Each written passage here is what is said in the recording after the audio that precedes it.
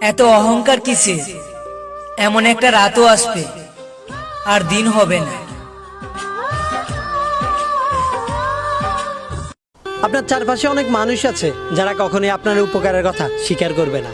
আপনি যতই তাদের উপকার করেন না কেন, তারা কৃতজ্ঞতা তো প্রকাশ করবেই না, উল্টো আপনাকে বুঝিয়ে দেবে যে আপনি অকৃতজ্ঞ। এই মানুষগুলোর কাছ থেকে সবসময় নিজেকে দূরে রাখা উচিত।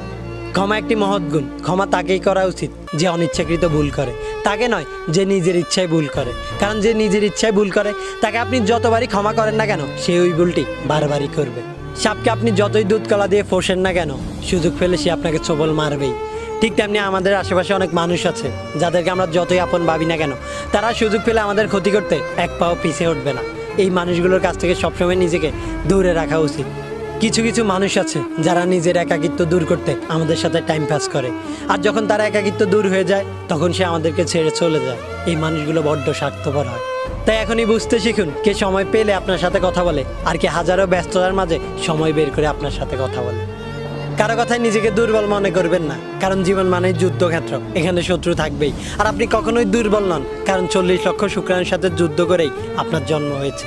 একটা কথা মনে রাখবেন, আপনি চাইলেও কখনোই সবার প্রিয় হতে পারবেন না, কারণ জিন্দা থাকলে নিন্দা হবেই, আর মৃত ব্যক্তির প্রশংসা শত্রুও করে।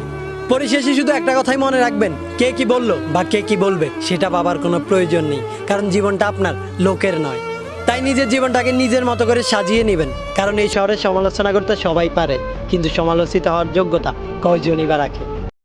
আসলে প্রেম কেউ কেড়ে নিতে পারবে না, যে এই মানুষটা আমার, হ্যাঁ, তার যদি ইন্টেনশন থাকে থাকার, তাকে অন্য কেউ কেড়ে নিতে পারবে না। সব কিছু হচ্ছে নিজের মধ্যে।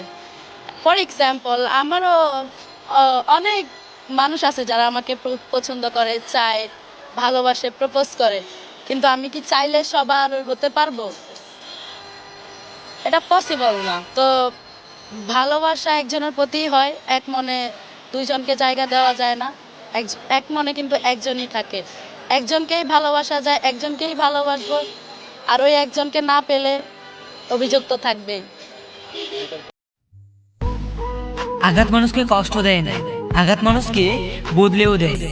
এই পৃথিবীতে সব থেকে বড় কষ্ট হলো প্রিয় মানুষটিকে অন্য কারোর সাথে দেখা।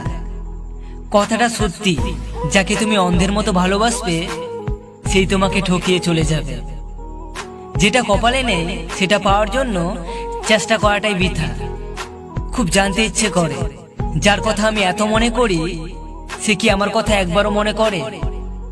কিছু স্মৃতি হাজার চেষ্টা করলেও ভোলা যায় না। জীবনে কিছু প্রশ্ন আছে যার উত্তর কখনো পাওয়া যায় না।